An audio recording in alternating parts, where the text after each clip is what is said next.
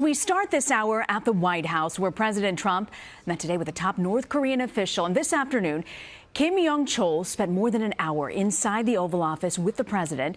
He was there to hand-deliver a letter from North Korean leader Kim Jong Un. Afterwards, President Trump announced the summit is a go. It will take place June 12th in Singapore after he had canceled it last week. You people are going to have to travel because you'll be in Singapore on June 12th. And I think it'll be a process. It's not, I never said it goes in one meeting. I think it's going to be a process. But the relationships are building, and that's a very positive thing. CBS News political correspondent Ed O'Keefe is in Washington and joins me now. Okay, so we got official word the summit is on, Ed. It was also interesting, that letter that everyone's been so focused on. The president kind of dangled it, teasing the White House press corps about that letter, saying, would you like to see it? But then admitted he hasn't actually seen the letter. Yeah, quite a statement there. You know, he's just had this, what he described as a great meeting with the #2 in North Korea, but hadn't bothered to open the letter from his boss quite yet, and planned to do so later today. We'll see what the letter said, although we have seen some reports that it is a basic message from Chairman Kim, and that he's basically not committing to anything specific, but wants to meet with the president. And our president, the U.S. president, certainly wants to as well, saying, I think we're going to have a relationship, and it'll start on June 12th. But he also cautioned that the United States and North Korea are not going to sign anything on that date, that it may take several meetings over the course of several years to finally sort out what exactly both countries want. But another dramatic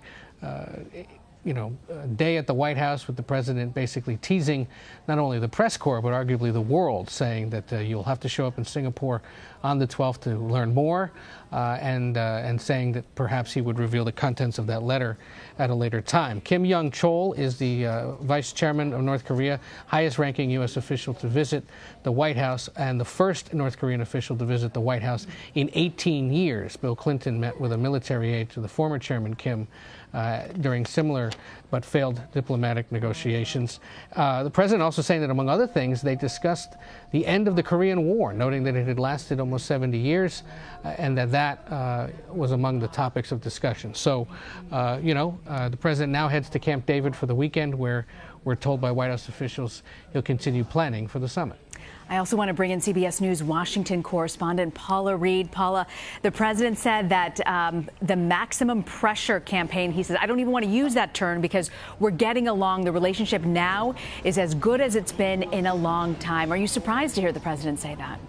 No, I think this is all part of sort of the posturing, the theater of this kind of high-stakes negotiation. We have to remember it was just several days ago that the president called all of this off. And now, again, he has reinstated this summit, but he's clearly using carrots and sticks. For example, he mentioned the fact that he had several sanctions sort of pending, but he did not bring them up in this meeting until the end, when he said, look, I'm not going to go forward with those sanctions. We're on the right track. Let's keep moving. So I don't think just because he says we're all in a good place, everything's great, it doesn't mean that is necessarily the way it will continue to be. This is an extremely high-stakes negotiation with two unusual, arguably unpredictable leaders who bring a unique negotiation style. So it wasn't really a surprise to hear him again. It's all part of the theater, all part of the posturing going on here. So, Paula, preparing in just the matter of days ahead for this summit, what will the White House be doing to prepare for this summit and to make sure they can kind of define what denuclearization means? Well, they have been preparing. As we know, Kim Jong Chol was in New York yesterday with Secretary of State Mike Pompeo. There are also other diplomats who are currently in Singapore, sort of back-channeling, working on the diplomacy effort here. The president heads to Camp David this weekend, where he will be working on this. He will be focused, again, on this summit. So they have been preparing, and they will continue to do so. Paula Reid, thank you very much for joining us, Paula. I want to turn now to Ed O'Keefe, who also joins us as well. Ed, we heard Paula talk about carrots and sticks, an approach still being used by the White House. But the president was very quick to say that the White House and the country should not have been in this position, that previous presidents should have dealt with this. We're entering midterms. How big of an issue do you think this will be for the president? Look, he's continuing to engage North Korea from a position of strength. Polling has shown for months that there is support broad support for dialogue with North Korea, for continued diplomacy, but certainly a lot of skepticism. We've done surveys here at CBS. Other polling has shown this as well, that there's great skepticism that this will work out. And that's why I think you've seen the White House, and especially the president just in the last 2 days, go to great lengths to say, look, June 12th is not the be-all and end-all. It is not the drop-dead date on which we have to come to agreement. This could take some time. In some ways, it resembles, frankly, the negotiations that Ronald Reagan carried out with the Soviets during his presidency that lasted over several dramatic summits. Maybe the president here trying to set up a similar series of meetings.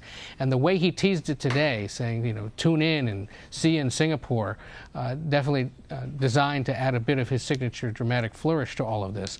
But again, the White House believes, and the polling backs it up, that the president is doing this from a position of strength and exercising full presidential leadership as he can with full oversight of foreign affairs. You know, the president is the author of The Art of the Deal, but Ed, does he understand the art of diplomacy? Well, one of the lessons from The Art of the Deal that I think we've seen play out here over the last 8 days is that you should be comfortable with walking away from the table if necessary. He did that last week. It sparked a pretty swift response from the North Koreans that led to today's meeting where Chairman Kim's deputy showed up at the White House to deliver a letter.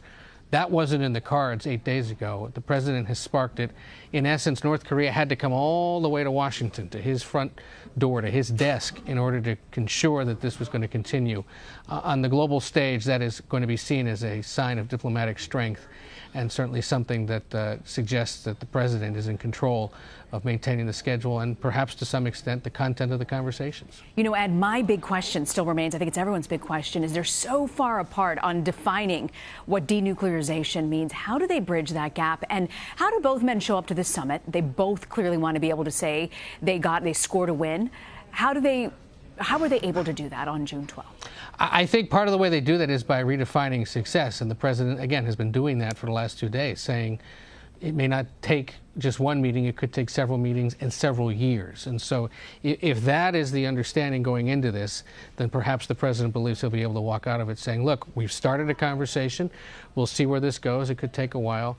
But as long as there's public support for it, and as long as the Americans believe that the North Koreans are negotiating in good faith and want to continue doing so, I would think that the president will keep going. Pretty historic moment, though, nonetheless, at the White House. The president describing it a 2-hour conversation with the second most powerful man in North Korea. Ed O'Keefe, I want to thank you and Paula Reid for joining us.